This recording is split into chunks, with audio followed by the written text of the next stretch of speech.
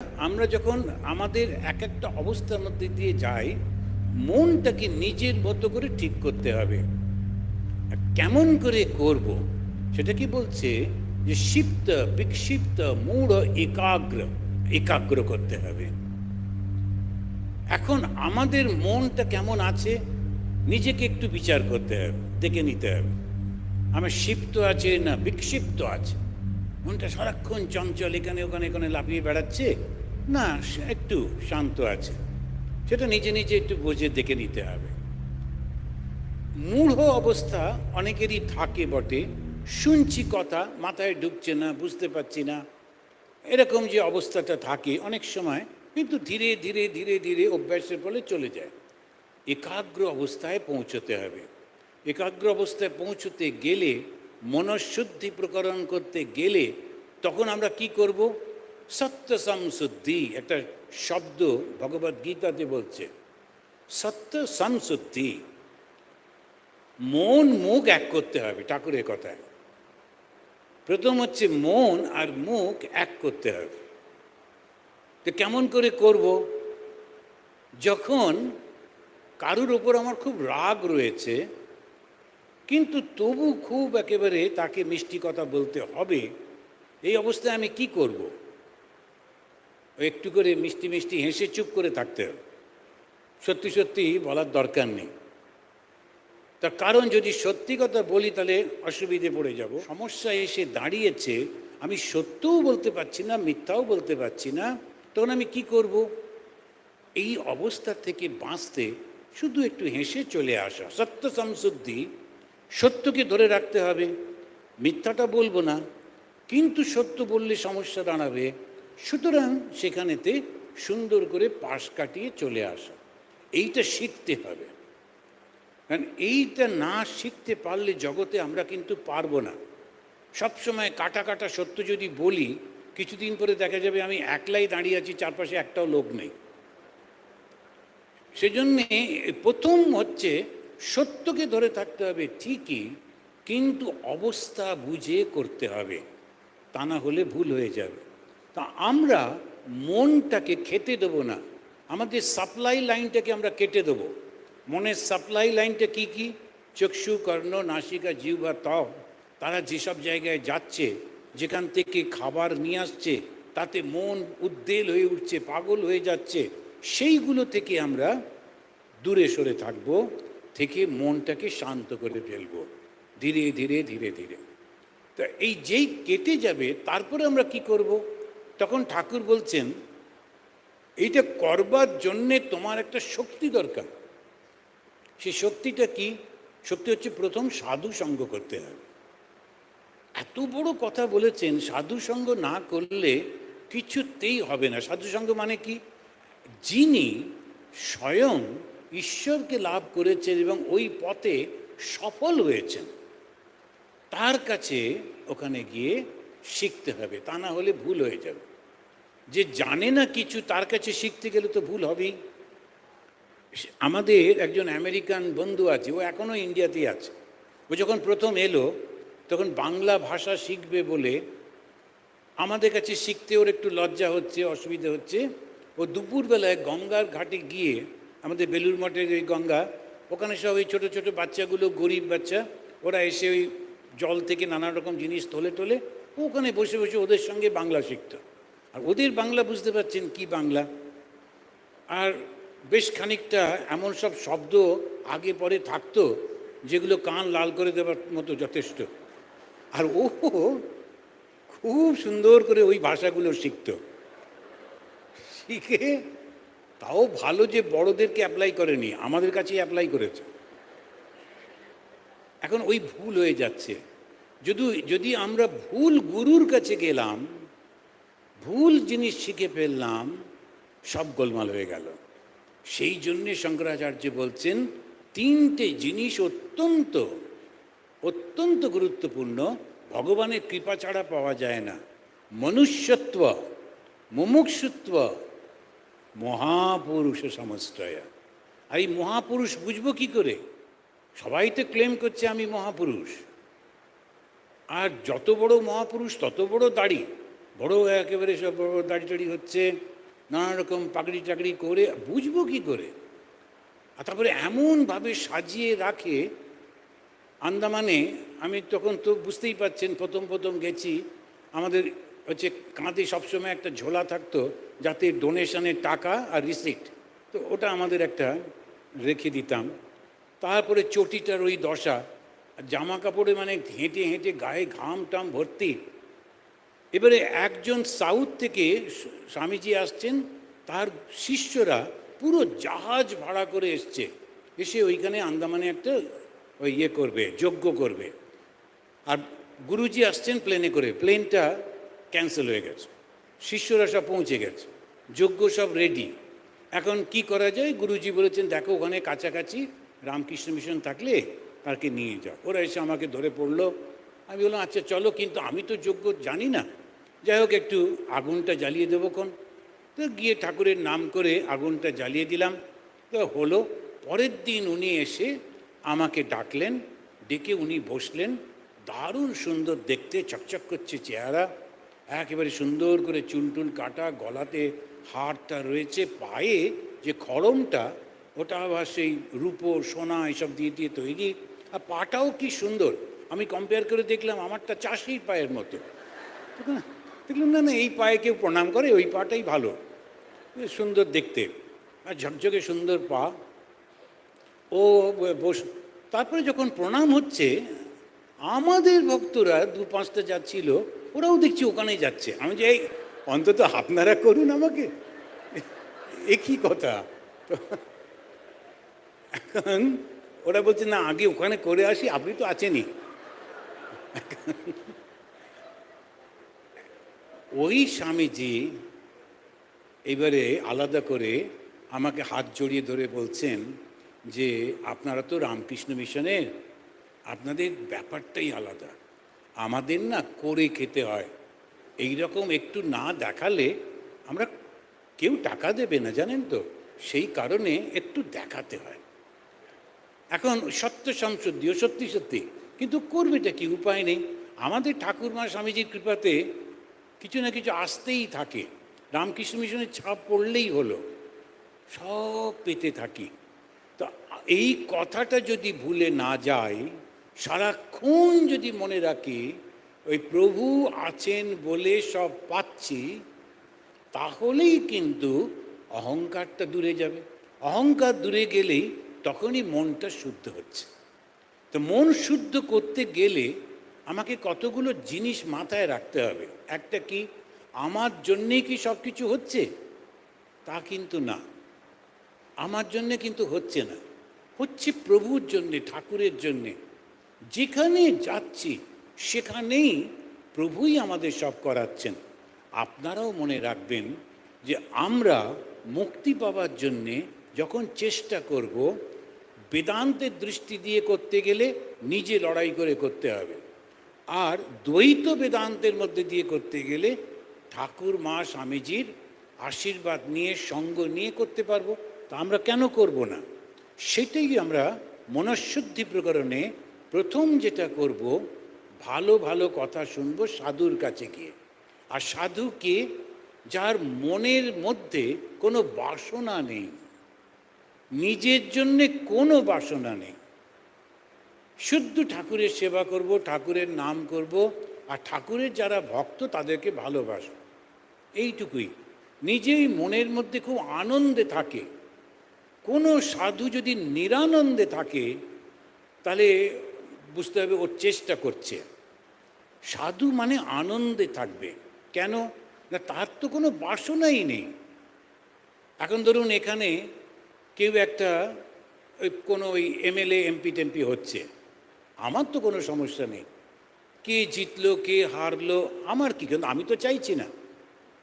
এখানে কেউ একটা লটারিতে অনেক টাকা পেল, আমার কোনো দুঃখ নেই, কেন আমি তো লটারি চাইছি না। যদি আপনি না চান, আমি তো সম্মান চাইছি না, আমি তো হাততালি চাইছি না, আপনার দিক থেকে আপনি সম্পূর্ণ ফ্রি। বরং দাঁড়িয়ে দাঁড়িয়ে এই পুরো মায়ার খেলাটা দেখছি, মনটা শুদ্ধ হয়ে যাচ্ছে। কেন? আছে তো দুটো জিনিস মাত্র, এক ভগবান আর এই জগৎ। তা আপনি যখন ভগবানের দিকে চলে গেলেন, জগৎটার আমার দরকারটা কি? জগতে যদি দিল ভালো, না দিল ভালো, কোনো আমার অসুবিধা নেই। এইটা যদি করতে পারি তখনই দেখবেন মনটা শুদ্ধ হয়ে যাচ্ছে। কিন্তু দুঃখ দুঃখ নয়, আচ্ছা ওরা আমাকে দেখে না, ঠিক আছে আমিও কথা বলবো না, কিন্তু বেশ দুঃখ দুঃখভাবে থাকা, এরকম না। ছোটোবেলায় ওই যেমন হয় বাচ্চাদের, ওই যখন রাত্রিরে ঘুমিয়ে পড়তাম বা একটু পড়াটা না করেই শুয়ে পড়েছি, তখন একটু তো বকাবকি শুনতে হতো। আর বকলে আমার যে রাগ হয়েছে ওটা বোঝাবো কী করে? তাই বললাম খাবো না। কিন্তু খাবো না তো মুখে বললাম, সত্যি সত্যি তো নয়। কেউ তো ডাকতে হবে, তো ওমা কেউ ডাকলোই না। তখন রাত্রিবেলা উঠে খুব চেঁচামেচি, সবাই খেয়ে দিয়ে ঘুমোচ্ছে, আমাকে কেউ ডাকলো না। তুমি বলে না, তোমার খাবারটাও রয়েছে, কিন্তু তোমাকে পড়াশুনোটাও করতে হবে। এখন ওই যে আমরা আমার উপর অভিমান করে যদি কারুর সঙ্গে কথা না বলি, তাহলে কি মনটা শুদ্ধ হবে? না, কিন্তু সবাইকে সঙ্গে নিয়ে থাকতে হবে। আর সবাইকে সঙ্গে নিয়ে থাকার মধ্যে কি জিনিস হবে? অহংকারে অহংকারে ধাক্কা লাগবে। তখন আমি নিজেকে অ্যাডজাস্ট করতে পারবো তো? একলা একলা থাকলে তো খুব বড় সাধু, কিন্তু যখন অনেকে মিলে একসঙ্গে আছি, ওইটা মনে রাখতে হয়। আমেরিকাতে দেখবেন বেশিরভাগ লোক, নারী পুরুষ, তারা কুকুর নিয়ে, বেড়াল নিয়ে থাকে, কিন্তু মানুষের সঙ্গে ঘর করতে পারে না, থাকতে পারে না। কেননা এত অহংকার, কিছুতেই আর একটু অ্যাডজাস্ট করবে না, কিছুতেই করতে পারে না। তো মনঃশুদ্ধি প্রকরণ মানে কি? বিচার, বিচার আর বিচার। আমি কি চাই? ঈশ্বরকে চাই। আর ঈশ্বরকে যখন চাইছি, তখন আমি আর জগৎটা চাইছি না। আর জগৎ যখন চাইছি না, তখন আমার নাম ডাক হলো কি হলো না, লোকে হাততালি দিল কি দিল না, আমাকে ডাকলো কি ডাকলো না, আমার কি এসে গেল? এই মনঃশুদ্ধি প্রকরণের মধ্যে দিয়ে দিয়ে আমাদের যেতে হবে। তো ঠাকুর যেমন বললেন যে প্রথম হচ্ছে সাধু সঙ্গ। এই কথাগুলো শোনবার পর মনটাকে আমাদের একাগ্র করে ফেলতে হবে এবং ধীরে ধীরে বুঝতে হবে, ধ্যায়ত বিষয়ান পুংস সঙ্গাস্তেষু উপজায়তে সঙ্গাত সঞ্জয়তে কাম কামাত ক্রোধ বিজায়তে। এই ভগবদ গীতাতে অসাধারণ পরপর পরপর একেবারে সাজিয়ে দিয়েছে। গোলমালটা কখন হয়? যখন একটা বিষয়ে আমরা ধ্যান করতে থাকি, যখন দেখিনি জানি নেই, তখন কিন্তু সেটা নিয়ে সমস্যা হয় না। কিন্তু আজকাল লোকেরা এমন এত অ্যাডভার্টাইজমেন্ট করবে, আপনার উপায় নেই, আপনাকে জানতেই হবে। আপনার টেলিফোনের মধ্যে, টিভিতে, পেপারে, কারুর না কারুর মাধ্যমে। তাছাড়া আশেপাশে যত বন্ধুরা আছে, তারা আবার আজকাল ভীষণ সবাই রিপোর্টার, যেটাই আসে টক করে 50 জনকে পাঠিয়ে দেন, দিয়ে একটা করে মনের মধ্যে বিষয় এসে যায়। জানেন তো, এই যে কর্ম করি, এই কর্মটা আমাদের ভীষণভাবে বদ্ধ করে। আর কর্ম আমরা কিভাবে করি? কর্ম হচ্ছে শারীরিক, মানসিক আর বাচিক। যখন আমরা শারীরিকভাবে কর্মটা করছি না, কিন্তু বাচিক আর মানসিক কর্ম, ভাষাটা দিয়ে, শব্দ দিয়ে এমনভাবে নিন্দা করছি, তখন সেটাও কিন্তু পাপের কারণ হচ্ছে। আবার অন্যান্য সময়, যুদ্ধের সময়, ভোটের সময়, ওরা তো মিথ্যে কথা বলবেই। আমিও ইনফ্লুয়েসড হয়ে গিয়ে ওই মিথ্যাগুলো 500 জনকে বলে দিলাম, আমিও কিন্তু পাপের ভাগী হয়ে গেলাম না জেনে। সেই জন্য খুব সাবধানে থাকতে হবে। এটা সত্যি কি না, সেটা করব কি না, বুঝে শুনে করতে হয়। আসার সঙ্গে সঙ্গে দেখো তো কী হয়েছে বলে দিলাম 50 জনকে, খুব ভুল হয়ে যাচ্ছে, না জেনেই পাপ করে ফেলছি। তাহলে শারীরিক কর্ম না করলেও মানসিক এবং বৌদ্ধিক কর্মটাকে একেবারে নিজেদের মধ্যে সংযত রাখতে হবে। আর তারপরে বলছেন, যদি কোনো বিষয় আমি দেখছি, সঙ্গ করছি, তার থেকে পাওয়ার বাসনা হচ্ছে, না পেয়ে ক্রোধ হচ্ছে, রাগ হচ্ছে, যখন যেটা পেলাম না সেজন্য প্রচণ্ড রাগ হলো, তখন বিচার করতে হয়। জানেন, বিচার না করলে ওই রাগ থেকে বেরোনো যায় না। আবার মনে পড়ছে সেই ছোটোবেলায় স্কুলে স্পোর্টস হতো, তখন মুখে একটা চামচ, তার উপরে একটা মার্বেল নিয়ে ছুটতো। আচ্ছা, এ কী কথা, মুখে চামচ তার উপরে মার্বেল নিয়ে ব্যালেন্স করে ছুটতে হবে। আবার জমিটাও যে খুব পরিষ্কার তাও তো না, এবড়ো কেবড়ো। ওটা দেখতে দেখতে মার্বেল দেখতে গিয়ে পড়ে মরে এক এককার কাণ্ড। তখন খুব বকাবকি, সবাই পারলো তুমি পারলে না। আরে পারলাম বা পারলাম না, তাতে কি এসে গেল? যারা ওই মার্বেল নিয়ে পৌঁছেছিল তারা কি সবাই এখন সমাজের মাথায় বসে আছে? কিছুই হয় না। সুতরাং ওগুলো খেলা, সেজন্য অত সিরিয়াসলি নিতে নেই, কখনো কোনো জিনিসটাকে অত সিরিয়াসলি নিতে নেই।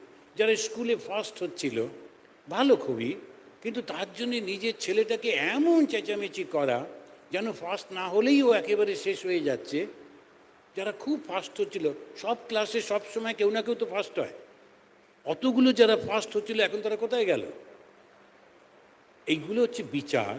আমি আমার জায়গায় ঠিক পৌঁছব, আমি আমার মতো করে বড় হব, মনটাকে কখনো ওই বিরক্তির মধ্যে আনতে নেই। শুদ্ধ সেলফ কনফিডেন্স করতে হয়, আমার একটা জায়গা আছে, আমার একটা ব্যবস্থা আছে, আমি ঠিক পৌঁছে যাব। তাহলে মন যখন শুদ্ধ করছি, সাধু সঙ্গ হচ্ছে, তারপরে বিচারটাও দরকার হচ্ছে। এরপরে একলা একলা নিজের মনটাকে অবজার্ভ করতে হয়। একটু 5 মিনিট বা 5 মিনিট না, 2-3 মিনিট সোজা হয়ে বসে চোখটা বন্ধ করে নিজের মনটাকে অবজার্ভ করে দেখুন তো, যে সত্যি সত্যি মনের মধ্যে কি চিন্তাটা আসছে। এই যে সকাল 8টা থেকে সন্ধে একেবারে 4টে-5টা পর্যন্ত আপনারা বসে আছেন, সত্যিকারের মনের মধ্যে এখন এই মুহূর্তে কি ধরনের স্ফুরণ হচ্ছে? তাহলে আমরা শুরু করি। 2 মিনিট আমি ওম দিয়ে শুরু করব, ওম দিয়ে শেষ করব। তারপরে আপনারা যদি মনে হয় হাত তুলবেন, একটু বলবেন কি দেখলেন, কি মনে হলো। শুরু করি। ও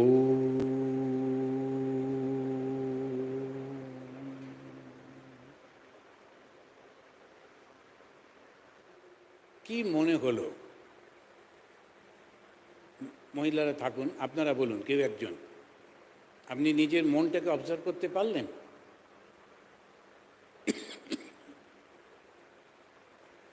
কে বলবে?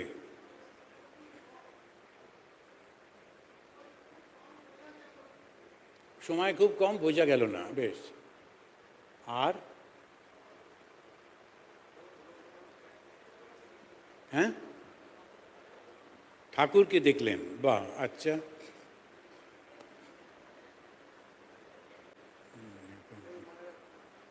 পাখার আওয়াজটা তো বেশি।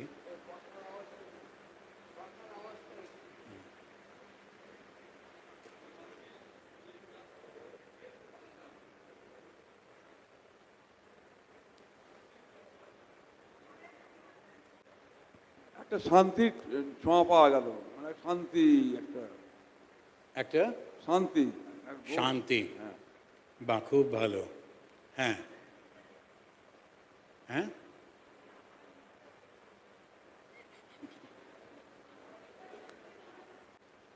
আসলে কি জানেন, হ্যাঁ বলুন। হ্যাঁ,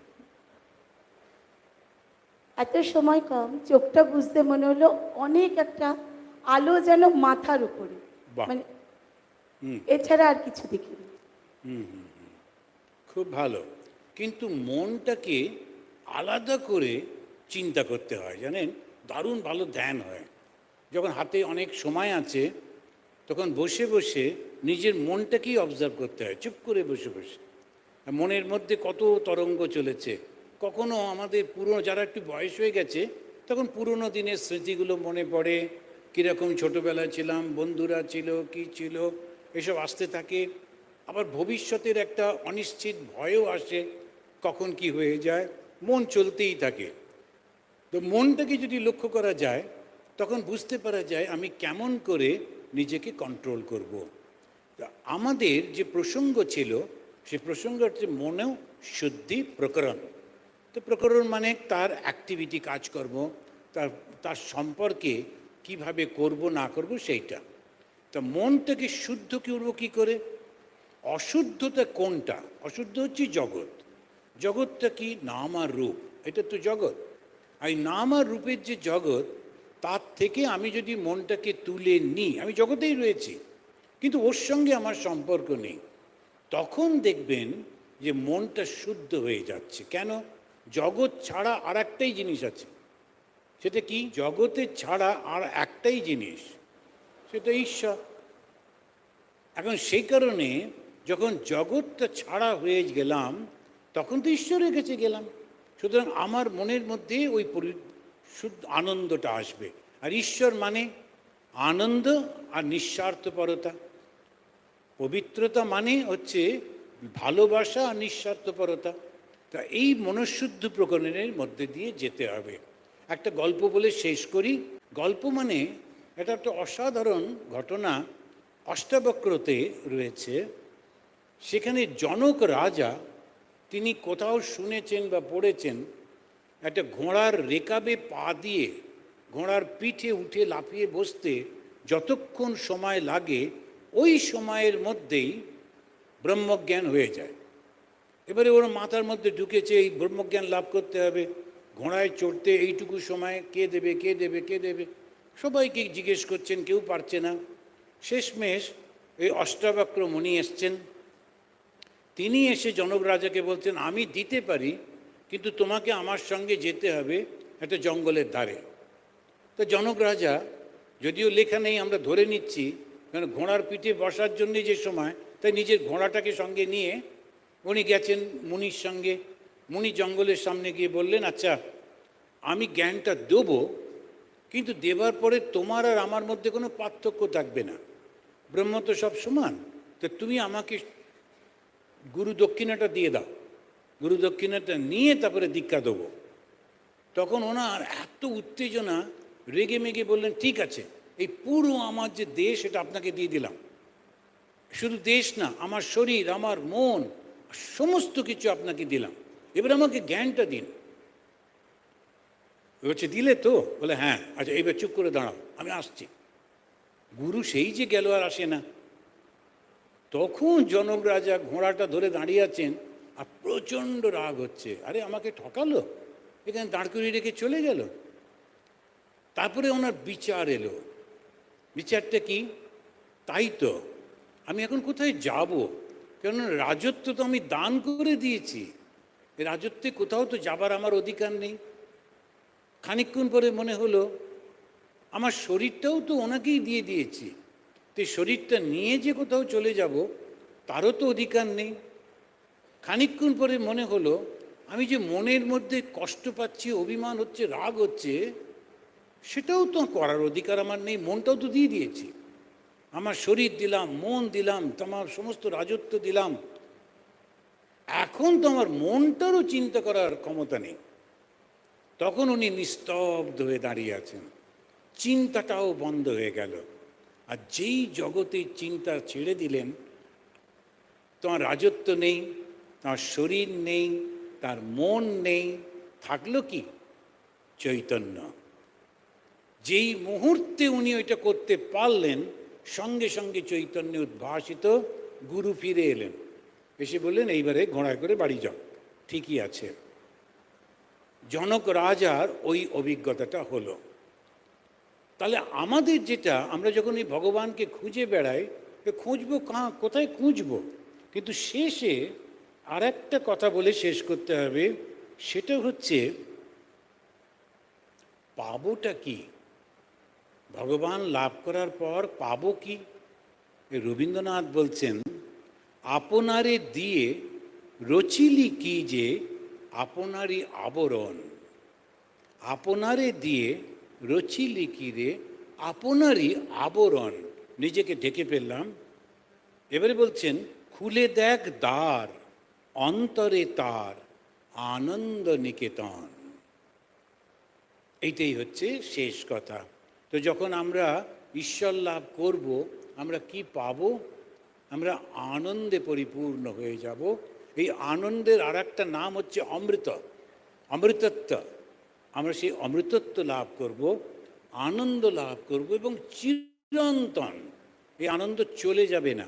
বিষয়ে যে আনন্দ এটা দুদিনের, কিন্তু চৈতন্যের যে আনন্দ এটা চিরন্তন। তো মনঃশুদ্ধি প্রকরণ হলে ওই আনন্দের জগতে প্রবেশ করব। জয় ঠাকুর, জয় মা।